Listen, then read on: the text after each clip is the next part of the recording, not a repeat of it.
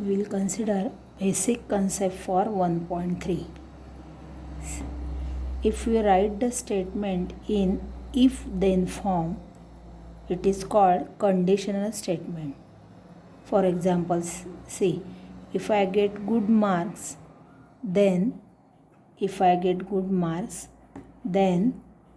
my mother will bring me a new dress.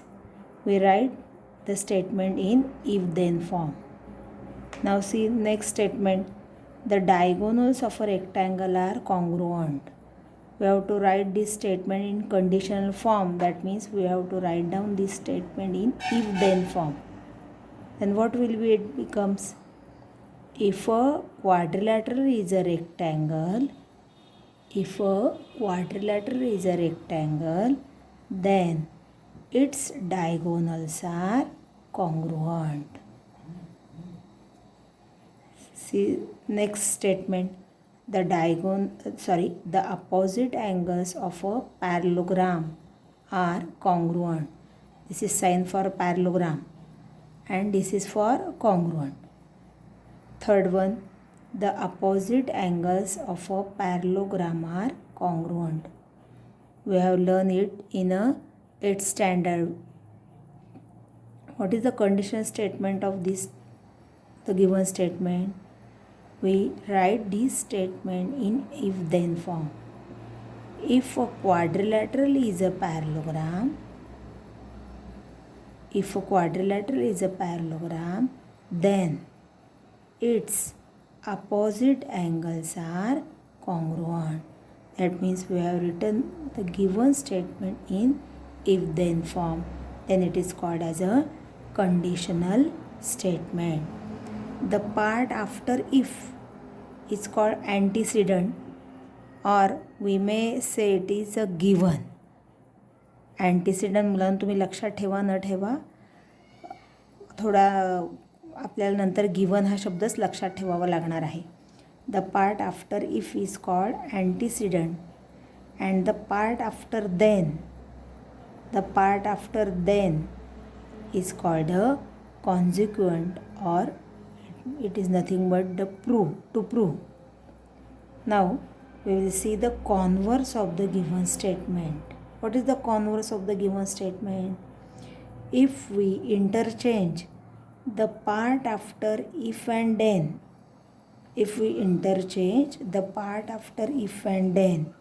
it is called the converse of the given statement.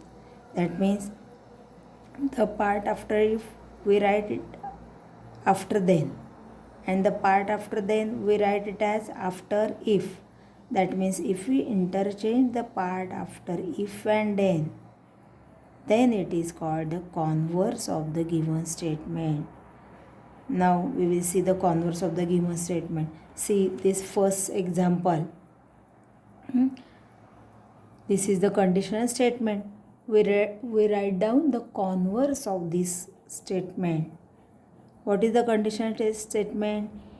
If a quadrilateral is a rectangle, then its diagonals are congruent. Now we write down its converse.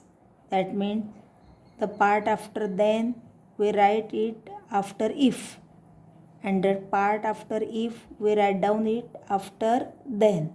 We interchange the part between if and then. Then what will the converse of the given statement? If the diagonals of a quadrilateral are congruent, see here it is, if its diagonals are congruent, which diagonals? The diagonals are of quadrilateral. Therefore we have written here, if the diagonals of a quadrilateral are congruent, then it is a rectangle.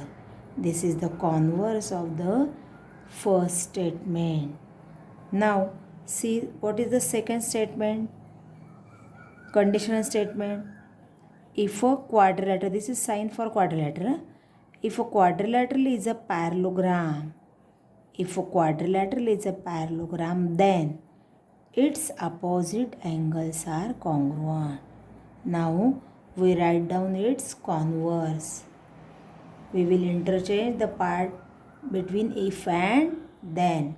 What will be then its converse?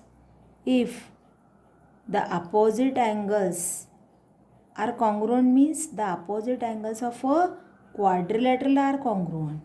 If the opposite angles of a quadrilateral are congruent, then it is a parallelogram. Now see, if a conditional statement is true, its converse is not necessarily true. It may be true, or in some cases it may be false. Now next concept is Euclid's postulates. Now see here figure, there is point O, and through this O point we can draw infinitely many lines. Infinitely many lines can pass through a single point. We can see this. Now there are 2 points A and B, distinct points, but from these 2 points there is only one line can pass. That means one and only one line can pass through distinct 2 points. These statements above these 2 statements are accepted by all. They are true all over the world. These are called as postulates. There are many postulates, but we have taken here these 2. Through single point, infinitely many lines can be drawn. Through distinct 2 points, only one line can pass. These statements are accepted by all. They are true all over the world, and these are called as postulates. Now Euclid used these postulates, and using these postulates he proved some properties. They are called as theorems. Using these postulates, Euclid, some properties can be proved logically, and they are called as theorems. To prove theorem, this is a short form of theorem. To prove theorem, we made some logical arguments. It is called proof. Now see one example. बघा मुलांनो, आई घरात पुरणपोळी करते. मग आपलं what is prove? To make a puranpoli, puranpoli तयार करणे. What is given? Puran poli तयार करण्यासाठी आई जे जे साहित्य घेते, मग ती डाळ असेल, गूळ असेल, गव्हाचं पीठ असेल, त्या सगळ्याला आपण काय म्हणतो? गिवन. आणि पुरणपोळी तयार करण्यासाठी आई जी जी कृती करते त्याला म्हणतात प्रूफ. ते आई सिस्टमॅटिकली करते. तुम्हाला माहिती आहे, आधी आई काय करते? डाळ शिजवते, त्यातनं पाणी काढते, मग गूळ घालते, मग ते पुरण परतते. असं होत नाही की आधी पुरण वाटते आणि नंतर डाळ शिजवते. म्हणजे ही जी सिस्टमॅटिक मेथड आई करते त्याला आपण काय म्हणतो? प्रूफ. मग गिवन म्हणजे काय? पुरणपोळी तयार करण्यासाठी जे जे साहित्य लागतं त्याला म्हणतात given. To prove, consequent means to prove. Prove म्हणजे पुरणपोळी तयार करणे. And what is proof? Puranpoli तयार करण्यासाठी आई ज्या ज्या कृती करते ओळीनी, ज्या सिक्वेन्सनी, ज्या क्रमाने, त्याला म्हणतात प्रूफ. आता आपण अतिशय महत्त्वाचं एक थेरम मुलांना पाहणार आहोत, जो एक्झाममध्ये लिहायला विचारतात किंवा तो आपल्याला अशा प्रॉब्लेममध्ये वापरावा लागतो प्रॉब्लेम सॉल्व करताना. See what is that theorem?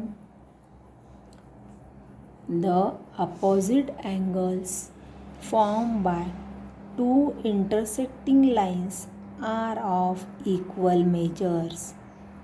The opposite angles formed by 2 intersecting lines are of equal measures. Now see, this is the statement of the theorem. Now I have written this statement in if then form. There is no need, but we know that the part after if we write it as given, and the part after then we write it as to prove. Therefore, I have written this statement in if then form. So, we can write given and to prove easily. Actually, it is not need to write down this way. What is this statement in if then part? If the two lines intersect each other,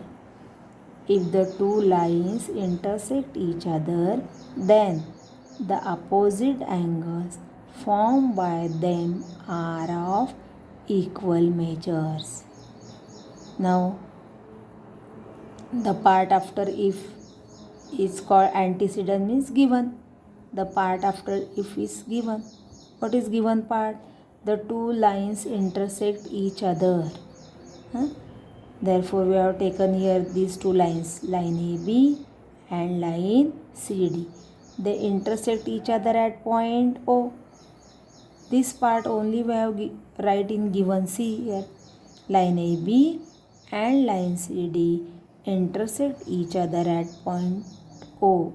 The part after if is called given part. We have written this only, but two lines means we have given the name of that lines. Line AB and line CD intersect each other at point O. What is to prove? The part after then is nothing but to prove. We have to prove that part. What is that? The opposite angles formed by them are of equal measures. The opposite angles formed by them are of equal measures. Which opposite angles? See here, angle AOC चा opposite angle कुठला आहे? BOD. 1 and 3, they are opposite pair of angles. And second pair is angle AOD and angle BOC. We have to prove that these two angles are congruent. The part after then is called to prove. Now we will write down its proof. हे prove करण्यासाठी जे आपण सिक्वेन्सनी steps करतो त्याला म्हणतात proof. Now see in figure, angle AOC plus angle AOD. What is these two angles? They are angles in linear pair. Angle AOC plus angle AOD, how much? It is 180, because they are angles in linear pair. We will write down full form, angles in linear pair. This is our equation 1. Now see this second pair, 2 and 3rd. Again angle AOD plus angle BOD, they are also angles in linear pair. Therefore sum is also 180. Angles in linear pair, their sum is 180. Now see this equation 1 and 2. RHS is same. For these two equations, RHS is same, and therefore LHS must be same. Therefore AOC plus AOD equal to angle AOD plus angle BOD from 1 and 2, from statement 1 and 2. Now see, here it is angle AOD, also here it is angle AOD. If the measure of angle AOD is 100, here it is also 100. If this 100 go to RHS side, it will be minus. Plus 100 minus 100 get cancelled. Therefore we can cancel this and we get angle AOC equal to angle BOD. That is, this is the short form of that is, angle AOC is congruent to angle BOD. We have proved the first statement, angle AOC is congruent to angle BOD. Now we can prove this second statement also, but we cannot prove here. We only write similarly, angle AOD is congruent to angle BOC and this is nothing but the proof of the given theorem.